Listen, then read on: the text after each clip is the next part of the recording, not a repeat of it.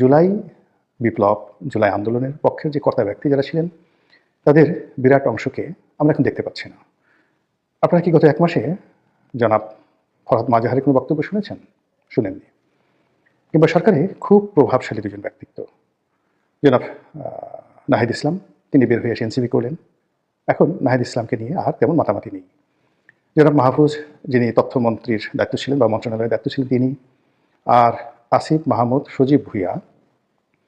বাংলাদেশ প্রতিষ্ঠিত হওয়ার পর কোনো একক ব্যক্তি যদি একাধিক মন্ত্রণালয় নিয়ন্ত্রণ করে, যাকে বলা হয় প্রভাব প্রতিপত্তির একটা ইতিহাস তৈরি করতে পারে, তো সেই ভদ্রলোক সেই কাজটি করেছেন। এখন তিনিও এই নির্বাচন উপলক্ষে মন্ত্রিপরিষদ থেকে পদত্যাগ করে রীতিমতো একটা বেহাল দশায় পথে ঘাটে ঘুরে বেড়াচ্ছেন।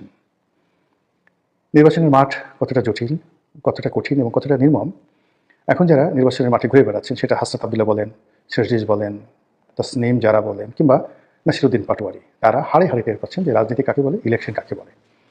তো সরকারি মদদে রাজনীতি করা বা সরকারি মদদে প্রতিপক্ষকে গালাগাল দেওয়া আর নির্বাচনের ময়দানে প্রতিপক্ষকে মোকাবেলা করা যে কত কঠিন এবং বাস্তবতা, তা এখন তারা হাড়ে হাড়ে টের পাচ্ছেন। তো এই অবস্থায় আওয়ামী লীগকে আক্রমণ করা, শেখ হাসিনাকে খোঁটা দেওয়া বা অন্য কোনো বিষয়, এটা নিয়ে মূলত এই গত 17 মাসে যারা ব্যস্ত ছিলেন তাদের এই মুহূর্তে কোনো সময় নেই। বিএনপির অন্তর্দ্বন্দ্ব, কলহ, বিবাদ চূড়ান্ত পর্যায়ে। জনাব তারেক রহমান সাহেব আসছেন, বিরাট একটা আবহ তিনি তৈরি করছেন এবং ক্রমশ তিনি ধীরে ধীরে তিনি যে একজন সাধারণ নাগরিক, সাধারণ ভোটার, সাধারণ এমপি প্রার্থী, কিংবা ধরুন বিএনপির চেয়ারপারসন বা চেয়ারম্যান, এই পদের বাইরে তার যে কোনো সুপারম্যানশিপ নেই, তার হাতে কোনো জাদুর বাক্স নেই, কাঠি নেই।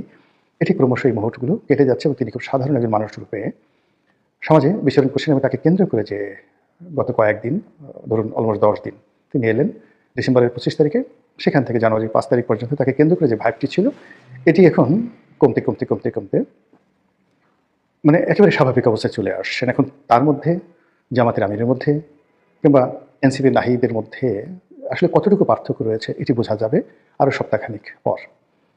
তিনি ইতিমধ্যে ডক্টর মোহাম্মদ ইউনূসের সঙ্গে দেখা করেছেন, তার মায়ের স্মরণ সভা হয়েছে। তো তাকে কেন্দ্র করে নানা রকম, তিনি যে একজন মহামানব, অতি ভদ্র মানুষ, তার যে অনেক সুপার কতগুলো কোয়ালিটি রয়েছে ইত্যাদি নানা বিষয় খাওয়ানোর চেষ্টা করা হচ্ছে, ব্র্যান্ডিং করার চেষ্টা করা হচ্ছে, অত্যন্ত যাকে বলা হয় ম্যাথমেটিক্যালি। কিন্তু এগুলো 24 ঘন্টার বেশি মানুষকে আকর্ষণ করে না। মানুষ তার চিরাচরিত সমস্যার মধ্যেই থাকতে চায়। তো এইরকম যে বহুমুখী সমীকরণ, বহুমুখী যাকে বলা হয় ধ্যান ধারণা, চিন্তা চেতনা, সন্দেহ, অবিশ্বাস, তারপরে নানা রকম আশা আকাঙ্ক্ষা, স্বপ্ন, সব কিছুর মধ্যে মানুষ যে নিজেদের আশা খুঁজে, ঠিকানা খুঁজে, ঠিক নাটোরের বর্ণলতা সেনের মতো, যেগুলো অসম্ভব, হবে না, যেগুলো একটু বাস্তব ভিত্তি নেই, কিন্তু শুনতে ভীষণ রকম মজা লাগে, কল্পনা করতে ভীষণ রকম তৃপ্তিবোধ হয়। এই বিষয়গুলোর দিকে মানুষের আকাঙ্ক্ষা বেশি এবং সেগুলো নিয়ে সামাজিক মাধ্যমে তোলপাড়।